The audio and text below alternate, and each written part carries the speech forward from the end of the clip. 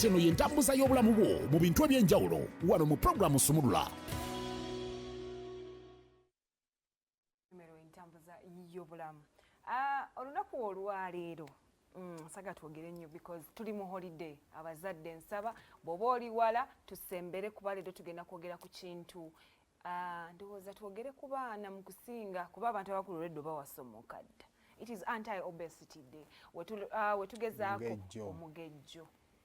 Raising awareness ku kiki ekitugeza na lwaki omwana wo munene bw'atyo. Tubadde tuli eri Simon n'agamba abantu tebagala bwana butono. Why? Akana akatono kasitulikika bantu mmwe. Manyi kati society zetuwangaaliramu zirina engeri gye zirabamu ebintu. Kati omwana wandyagadde kubanga watagoba nagwo tosobola mumusuula. Wandyagadde abeereko n'omubiri. Sekendi ndoza ne mu bulamu wano omwana omutinya ennyo olumu n'obulwadde kabwangu omuyitamu bwe nandyagadde oba okulowooza. Kati yeetaaga abeeko ne kuki ne ku mubiri kyova nti buli muzadde alabirira akaana ke namuwa buli kyasobodde ne bamugaa muwe ku nkejje muwe ku mukene muwe kugana amata dho waliwo naturally nga tebalina muki tebalina mubiri waliwo obwo obutinyima gye bali naturally nga mutono obanga naye era n'omubiri omulamu wadde mutono ogukola ki ogulaba so kakati just ndowooza kiri mu ndaba yaffe nti yandibaddeko n'omuki n'omubiri naye akati ekibuuzo omanya ddi nti kakati ate guno omubiri gukoze eki gususseemu guno gumala oba omwana baterawo n'emyaka gy'omubiri kati olaba omwana awo wa between myezi mala batandika ddi okutambula ku mwaka abatawezezza omwaka endowooza myezi mukaaga batayavula already between ndowooza mwaka nga gumu ku ebiri kitundu esatu ate abaana baba n'emibiri singa abatalwadde kubanga abatandisa ozannya abamu nga beenywa abaazannya naye abaazannyira mu kontrol y'abazadde be kati ate between 5 and 10 emibiri lumu gibaggwako kubanga aba atandise okutambula ebibye agenda skippinga lanchi agenda atambula nnyo azanye mukasana nga kyobula nze nagamba abazadde wowe nali nemotoka kana kani akasiufu ne mugamba muganda wange akantu okafaako kino nze nja kigamba osobola kuleka ekyo buli kimwe ewaka omwana n'ofuluma ekikomera omwana n'afuluma ekikomera ng'omwana wo gwoleke waka nga muyonjo kekaana akasiufu ku kyalo kubanga mwana muto oba ontegeera so kakati neyo stage gyeri kakati naye omwana omanya ddi nti kakati no kyandibanga guno omugejjo gususse wadde nga kiri mu kuyayaana kwaffe omwana waffe okumwana wo okubaako n'akabiri. Bwe tutunulira ebyo byonna abantu abasinga ayinza okutulawo ne yeebuuza kiki ekireetera omugejjo mu baana naddala ensangi zino. Report shows nti mu mwaka gwa 1985 paka 1995 awo abaana baaliwo abanene naye ate kiraga nti wetulaga by the year 2030 abaana basinga bagenda kuba banene olwa habits ezikyuse. Sayima enzanya gye wazannyangamu omwana wo si gyazannyamu. Entiguka gye twatigukangamu nti nga ozannya ne weebaka omuzadde n'agamba laba yennaaza atuuyanya ninga alina kyava okunkolera but nga deep down agamba omwana wange mulamu era nga bw'otuuka nga omwana tazannyo batayogera omuzadde amanyirawo Sayimo leero abadde ki newankubadde wali omuleekanya naye ng'akimanyi mulamu. Ab'ennaku zino baba ku video game, ab'ennaku zino babeera ku taabu, ab'ennaku zino babeera ku TV. Ate nga kwe tutadde n'okuba nti tuwoze ekintu kimu mwanange muleka ali ekyayagala. So kiki ekireetera abaana baffe okuba n'omugejjo? Tutandike ne genetics. Omanyi nti waliyo family ng'abaana just bonna naturally banene. Like nga banene. Suye wa Solomon mutono. Era gwe ndisanga agamba nti yagejja ofiisi alingwako. Waliwo abaana ng'omulaba. Abadde n'omubiri gwe kuva eri ku kamera. Bw'ekiba kati kwe yamusangira n'agamba oyo azina oyo. Omuntu walekera wa ofiisi zaawo akadde n'abiibiza ku kamera. Kati kwe yamutuna n'agamba omwana onaazina. Kati tutaba naye nti alina n'ebyana ebinene n'ekisikayiro kiraba ng'omwana ddala wa taata we. Nti abamu genetics omwana just aba naturally nga omubiri mweguli. So bebo Sayima bagambye otegera oti omwana nti just ali obese omwana ng'omubiri mweguli tolina kyagukolera. Then abalala overweight parents bannaye nga mulya buli kimu ewaka omwana ogenda musaasira otya naye agenda kulya buli kimu kuba abazadde awo ku lubuto oba ewaka ewaka abazadde balya taata ne maama balya tebalidde ne balya n'omwana omusuubira kukola ki because for them they believe kyendiddeko n'omwana nga agenda kirya ogenda kukuza omwana nga munene si nti musango but omuteekateekedde otya ebizibu bino ebigenda okujja ne weight eno gy'alina ng'omwana omuto. Tuyina there is no physical activity. Abaana b'ennaku zino tebakyazannya.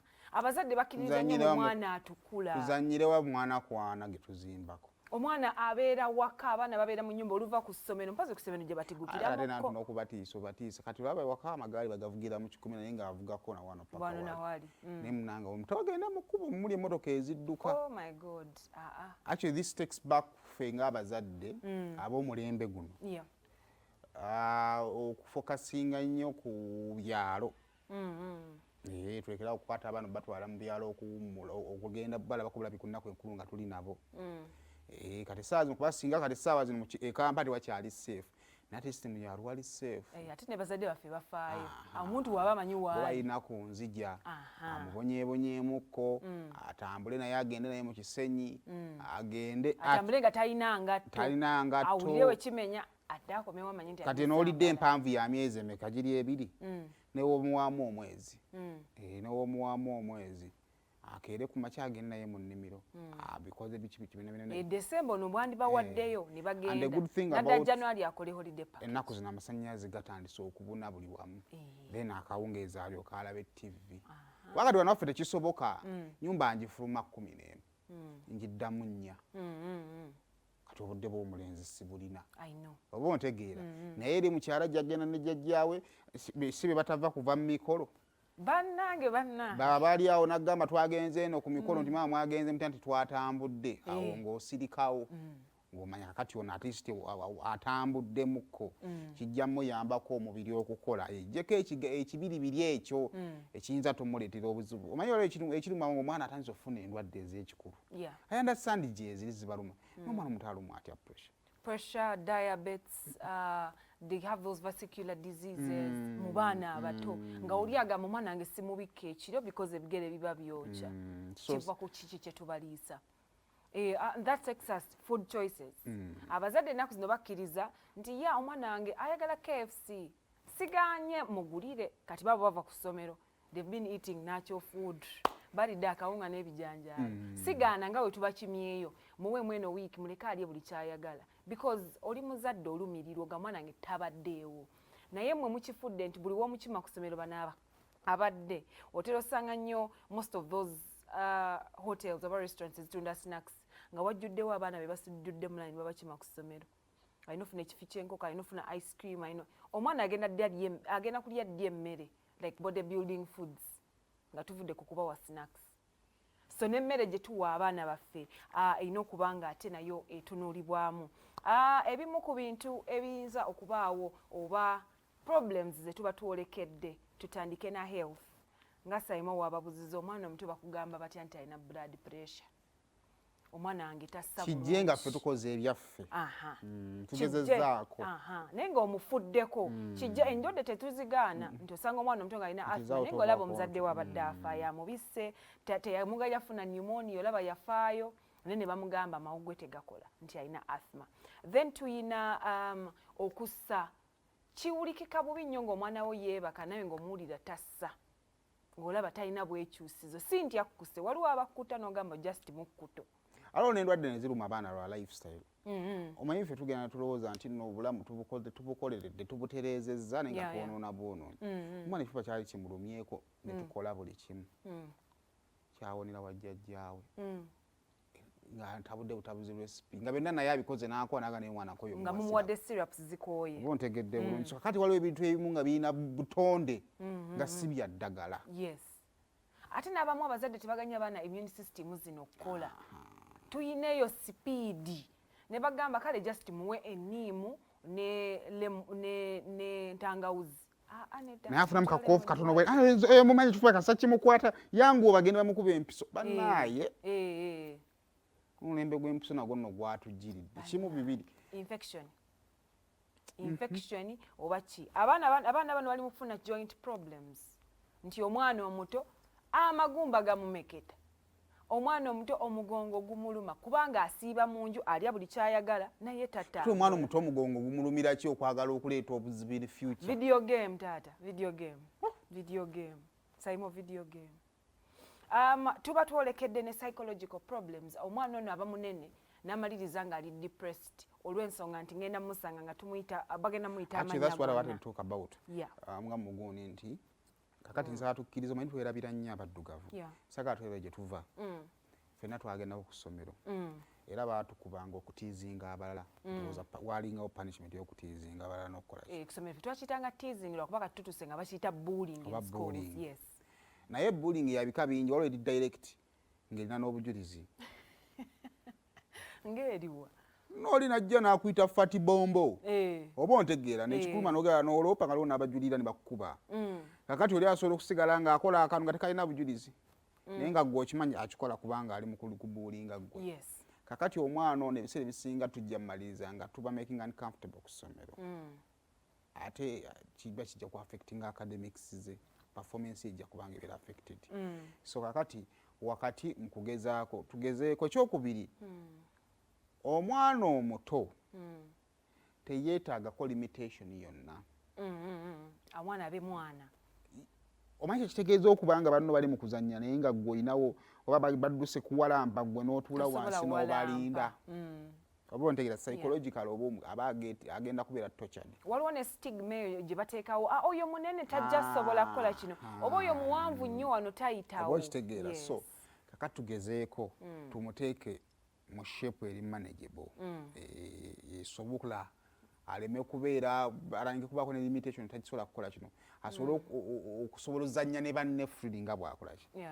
Tojja ssanga nga munene banne baagala kutambula oba baagala kutambula ku ebiseera ebisinga olumu babaira nnyo mu bikomera kati nga bagenda ku bakomya omuwulidde. Ayagala kufulumako bagenda ne maid kubaako bye bashopping gwe togenda. Ogenda tusumbu ogenda tandika ogamba okooye. Ontegedde bulungi. Natural oba omuto kyalinga. Yes. Ajja maliriza atandika omwawudde omuggyeko olukusala okubeera omwana. So naye kitandikira eri muffe mu bazadde. Omwana atupaalukako nga tulaba. Self esteem y'omwana kikulu. Okubeera nga tasosolwa nakyo kikulu n'okuba nti because kati kubamu bamubuulinga kusomera enkyagenda kugaana okusoma kuba amanyisa emoja yali agenda muyimba. Tumalirize ng'obuuza omwana wange yali akola obulungi kiki omwana wange yali free luli what happened why all of a sudden omwana wange loona ate nga ffe abazadde ffe tuba tukireeseewo olw'okuba tetubafuddeeko. Bwe tutunuulira economically omwana omumanyizizza okulya nga kyo omuntu tewajjajjaawo amanyi kimu alina omuwa obuugi ku makya alina okulya ekyemisana alina okulya ekyeggulu. Gwe omwana we alina snack time emirundi 4 olunaku n'okusinga bw'omuwa emmere. So tukubamu nti omujje mu Kampala omututte ewa maamawo anaamusobola tekibeera costly kuba abasinga muteekayo abaana temufa naye ogamba jjajjawe kwalidde tebakyalima. Si buli omu nti akyalima bayinza okuba balina space ewaka we twakulira. Oba jjajja bubalemi.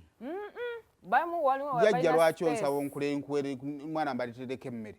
Balitereko sukaali. Sigo wampagawa ku bazaala. Ate saakugamba zaala. Siweereza bintu wa jjajja. Jjajja naye afeeko n'abazzukulu. Omuweereza muntu wuuyo. Omwami w'omuweereza. Bannange. Anyways. Lanze bajjajja mbalaalikirawo. Baabo mbakuwadde naye tobako nabo. Mu byonna solution esooka tuyigirize abantu healthy habits engeri y'okubeerawo nga tulya bulungi nga twebaka bulungi nga ne social activities oba physical activities zetukola zituyambako. Tutunuulire nnyo abaana obudde bwe balaba TV nti yes tubakkiriza okulaba TV olw'okuba nti tetumanyi kiki kiri wabweru. Outside is dangerous, yes. Abantu si bannaffe, yes. But omwana azannyako tukkirize omwana okuzannya. Snacks ne sweets tubyagala nnyo kuba omanyi nti nno maybe wanalya sugars anaba hyper na biki naye tubikendezeeko. So nate n'emmere erimu calories ennyingi oba fats ennyingi tugikendeze tutunulire abaana baffe bye balya activities ze bakola tulabike nga twewala omugejjo mu baana.